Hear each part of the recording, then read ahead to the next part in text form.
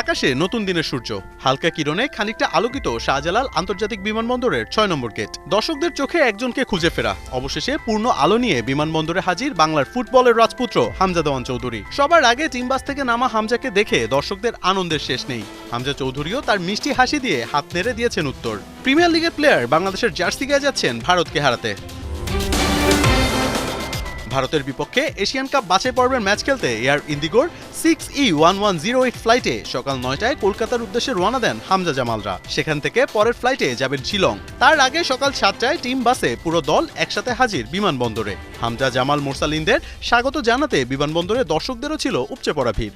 বাংলার ফুটবলে যে সুদিন ফিরছে তা এর প্রতিচ্ছবি মাত্র।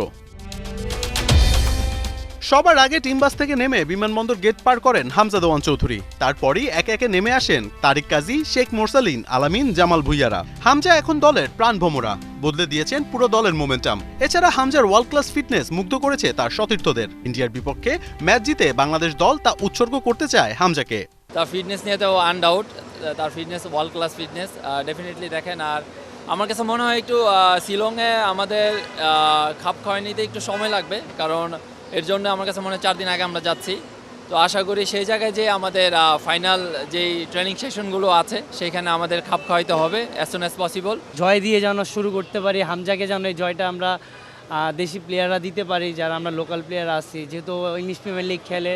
সো নতুন করে যেন আমরা একটা ভালো একটা ভাবে স্টার্ট করে বাংলাদেশ টিমকে যেন ভালো একটা জায়গায় নিয়ে যেতে পারি। হামজা পুরো দলকে এক করে নিয়েছেন। টিম মেম্বাররা বলছেন হামজার মনে নেই বিন্দুমাত্র কোনো অহংকার। দলের সবাইকে এক সূত্রে গেঁথেছেন তিনি।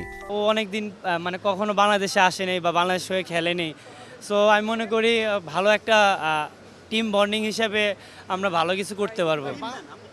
অবশ্যই দেখেন, ও এত বড় টপ প্লেয়ার, ওর মধ্যে ওই জিনিসটা নাই যে ও একটা বড় লেভেলে খেলে দেন আমাদের সাথে খেলতেছে। ওর মধ্যেই এই জিনিসটা কাজ করতেছে না যে আমাদেরকে ইগনোর করবে বা ওরকম। সো আমি মনে করি খুব একটা ভালো মনের মানুষ, যেটা আমি মনে করি আসলে একটা প্রত্যেকটা মানুষের থাকা উচিত। প্লেনে উঠেই 24 সদস্যের দল ঘোষণা করে বাফুফে। সেখানে প্রায় সবাই থাকলেও নেই ফাহমিদুল ইসলাম। ফাহমিদুলকে ফেরাতে ভক্ত সমর্থকরাও আন্দোলনে নেমেছিল, কিন্তু শেষ পর্যন্ত কোচের সিদ্ধান্তই হয়েছে মূল সিদ্ধান্ত। এখন দেখা যাক ফাহমিদুলকে ছাড়া বাকি স্ট্রাইকাররা কেমন পারফর্ম করেন। মোহাম্মদ আদনান, ৭১।